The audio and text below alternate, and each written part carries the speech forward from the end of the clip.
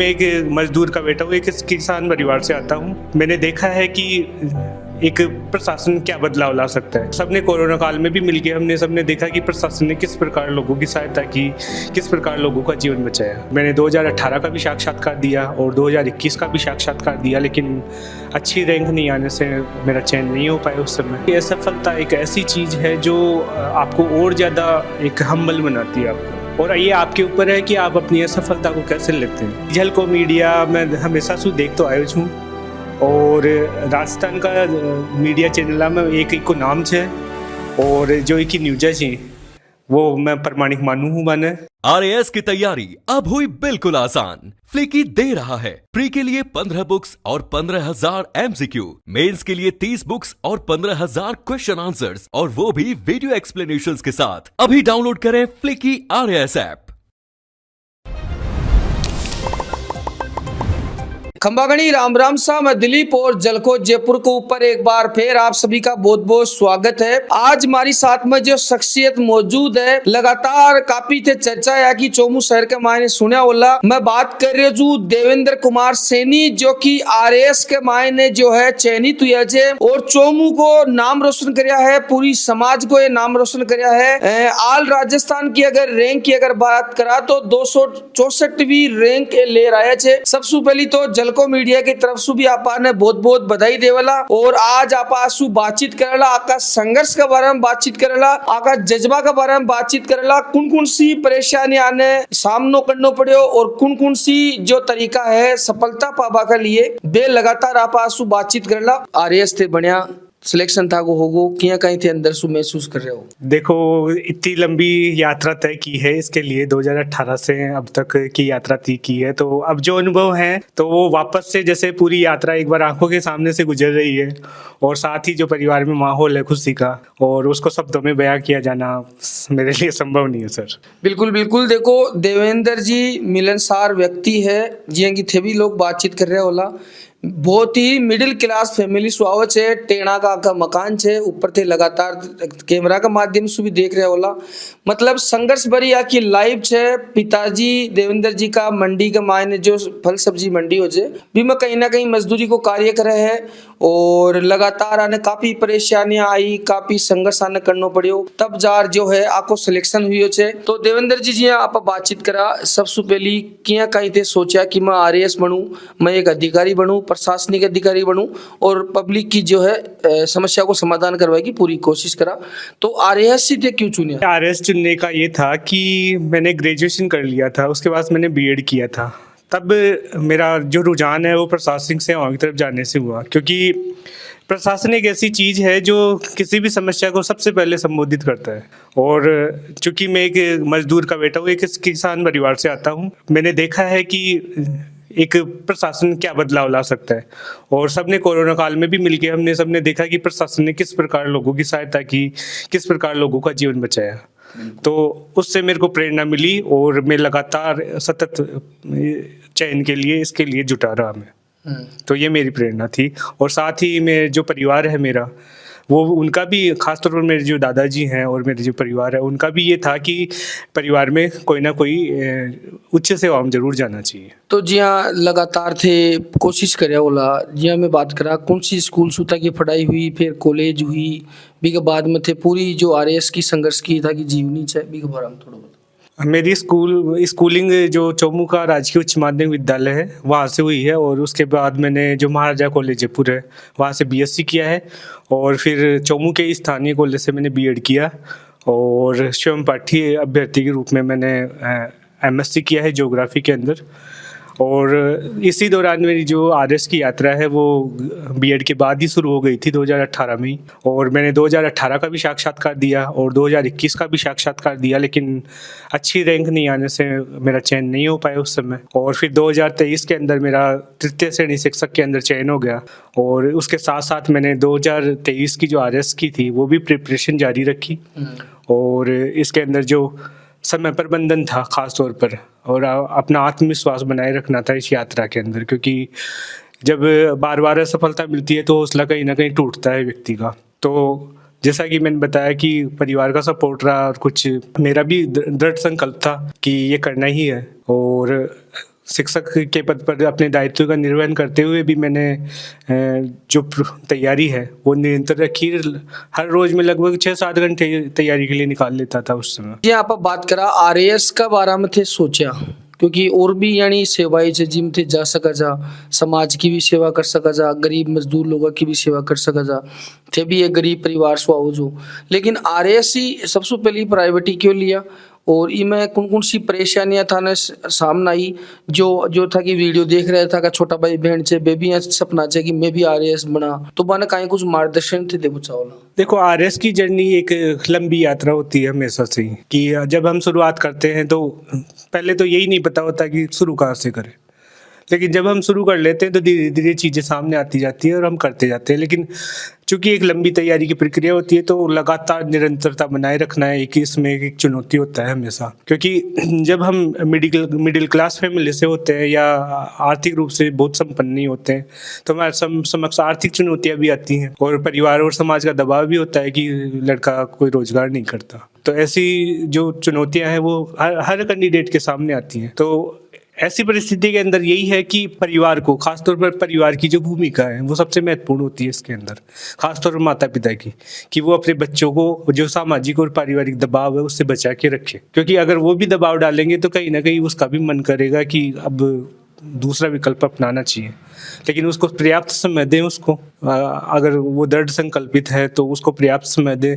उसको सपोर्ट करें, और साथ ही साथ जो अभ्यर्थी है वो खुद भी अपने आप में संकल्प ले कि मुझे दिन रात एक करके लगातार निरंतर बनाए रखते हुए मुझे ये सफर तय करना है और सफलता प्राप्त करनी है। जो एक अभ्यर्थी सपना देखता है इस तैयारी का, इस एग्जाम की, तो उसको ये चाहिए कि साथ ही साथ वो जो बीच का जो गैप आता है उसके अंदर अदर एग्जाम की भी तैयारी करता रहे, वो भी एग्जाम देता रहे साथ ही साथ। क्योंकि जब हम आरएस की तैयारी करते हैं तो काफ़ी कुछ चीज़ें हमारी ऐसी होती हैं जो अदर एग्जाम के अंदर कॉमन होती हैं और वो क्लियर होती जाती है, तो आपके चयन की, उनके अंदर जो चयन की संभावना है वो भी बढ़ जाती है। तो इस प्रकार तैयारी करनी चाहिए और इस प्रकार अपना एफर्ट डालना चाहिए। जो था को रिजल्ट आयो तो बीच में एक दिन पहली को कियानो और दूसरो दिन जो जीत्या बाद में मतलब था को रिजल्ट आगो लोगों ध्यान पड़गो कि आरएएस बन गया, तो एक मायने अंतर किया कहीं लागो, पूरी दुनिया चेंज हुई या बिया की बिया रही? निश्चित रूप से सर, पूरी ऐसा लगा कि पूरा माहौल और सब बदल गया है, लोगों का नजरिया बदल गया है। कि जब रिजल्ट आया था उससे एक दिन पहले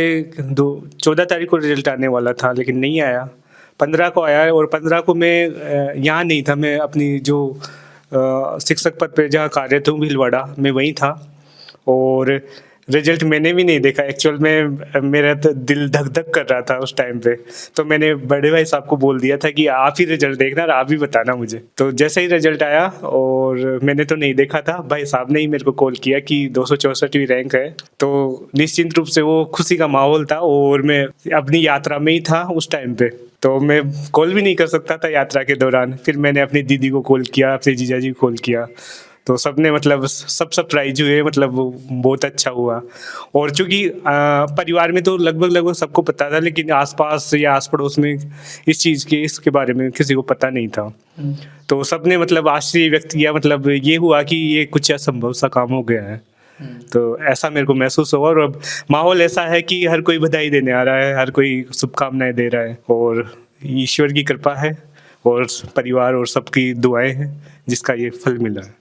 बिल्कुल बिल्कुल, देखो हर लड़को चाहो से कि कुछ जीवन में कुछ करा था कि लोग अपन जाने, लेकिन देवेंद्र जी आजकल आप देखा जा सोशल मीडिया को दौर से काफी युवा गलत दिशा में जा रहे छे, सतमार्ग सुबह गलत दिशा में भटक जाए छे, थाका छोटा बड़ा भाई छे, सब लोग छे युवा थान देख रहे छे, बने कहीं कुछ ते था के द्वारा मार्गदर्शन देवोला ताकि वे गलत दिशा में न जावे, अच्छो दिशा में जाए और माँ बाप को नाम रोशन करे और खुद की फैमिली ने भी ऊंचो ले जावे वो काम करे। ये आपने बिल्कुल सही कहा कि सोशल मीडिया एक दोधारी तलवार है। आप अगर उसका सही उपयोग करते हो तो निश्चित रूप से आपको बहुत अच्छे विकल्प उपलब्ध करवा सकता है, वो चाहे आप स्टडी पर्पज से लो या और पर्पज से लो। लेकिन होता क्या है कि युवा पर्पज तो रखते हैं स्टडी का, लेकिन ऐसे विकल्प आ जाते हैं सोशल मीडिया पे कि वो भटक जाते हैं। वास्तव में इनसे बचने के लिए आपको अपने आप को दृढ़ संकल्पित करना होगा। अब मैं अपना ही उदाहरण दूं तो मैंने लास्ट अपना फेसबुक अकाउंट लगभग 2016 या 17 में मेरा एक्टिव था, तब से लेके आज तक भी एक्टिव नहीं है मेरा फेसबुक अकाउंट। और व्हाट्सअप की जहाँ बात है तो 2023 में जब मैं शिक्षक बन गया था तब मैंने व्हाट्सअप ऑन किया था। वो ज़रूरी हो गया था क्योंकि सारी सूचनाएं उसी पे आती हैं। और अगर मेरे कॉल रिकॉर्ड देखें या व्हाट्सअप अगर मैसेजिंग देखें तो मेरे परिवार और जो मेरे काम से संबंधित मैसेज या चैटिंग्स है या वो है, उसके अलावा कुछ भी नहीं मिलेगा आपको। और इंस्टाग्राम पे मेरा कोई अकाउंट नहीं है। तो वास्तव में आपको अपने आप को इतना बांधना पड़ेगा इन चीज़ों के प्रति कि आपको बच के रहना पड़ेगा और आपको वही चीज़ें करनी होंगी जो आपको फ़ायदा दे सकती हैं। जैसे आप अगर यूट्यूब भी देख रहे हो तो आपको ऐसी चीज़ें सर्च करनी चाहिए, ऐसी चीज़ें देखनी चाहिए जो आपकी तैयारी के अंदर आपको मदद करे खाली समय के अंदर, बजाय ये कि आप रील्स देख रहे हैं या समय खराब कर रहे हैं। और जी हाँ देवेंद्र जी, लगातार आपा देखता रह जा, काफी लोग मेहनत करे जे, हर कोई ने सफलता को मिले तो भी को कई कारण हो सके जे था कि नजरिया से किया देखो जो कि की तरीका से भी स्टडी करनी चाहिए, की तरीका से नहीं करना चाहिए। मैं मानता हूँ कि असफलता एक ऐसी चीज है जो आपको और ज्यादा एक हम्बल बनाती है आपको, और ये आपके ऊपर है कि आप अपनी असफलता को कैसे लेते हैं।